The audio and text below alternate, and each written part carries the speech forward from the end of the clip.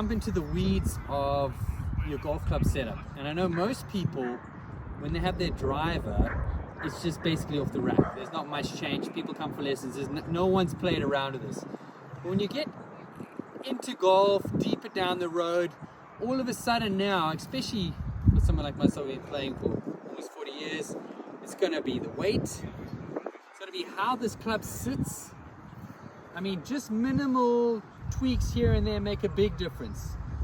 For myself, that shot left is a killer. So you want to have a setup, or I want to have a setup where that face never looks like it could start the ball left or go left. Rather have it sitting open.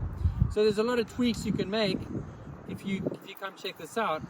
First of all, with a driver like this one, we can set up the face angle, the loft, and all these things are going to make a difference to your spin. So if you change this to -1, it's going to de-loft it. That opens the face. It's going to take spin off it. I've done it on both here. But if you add loft, what happens is it shuts the face. So all of a sudden you're adding spin and a closed club face. So it's so important to get these things dialed. The other thing is, you can plonk a bit of wet lead tape around there, or most of these new drivers, especially this one, you can take these weights out. So the way that they have it set up is as user-friendly as possible, which will have the lightweight in the front, and then they will have the heavier weight at the back. So this one's got a 14 at the back and a 2 at the front. You can swap those around. What that's going to do is, if you put weight at the front, it's going to lower the spin. Weight at the back, but it's going to take away that sort of friendliness. So you'll see, like this one here, where I've got the weight at the back and I've added weight, all of a sudden that's actually going to add a little bit of friendliness, meaning that it's a little bit more forgiving, adds a little bit more spin.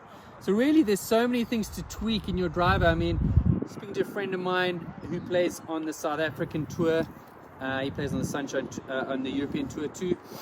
His ping driver in the end, after he cracked his old one, and that was his baby, took him 6 months to find a new one. They did 15 little tweaks on that driver. So there's so many little things to tweak on your driver here. The other thing to do is, and have a look. When you hold this club, how does it feel? How does that face look? If it's off, especially under pressure, not just the normal hacking around with your friends. Under pressure, what can you do to that face, to that look, to that weight, to make it easier for you to hit the shot you're wanting? Anyway, a lot of things to play around with when it comes to especially driver tech. So get involved, and you're probably going to have to see a pro or do some Googling.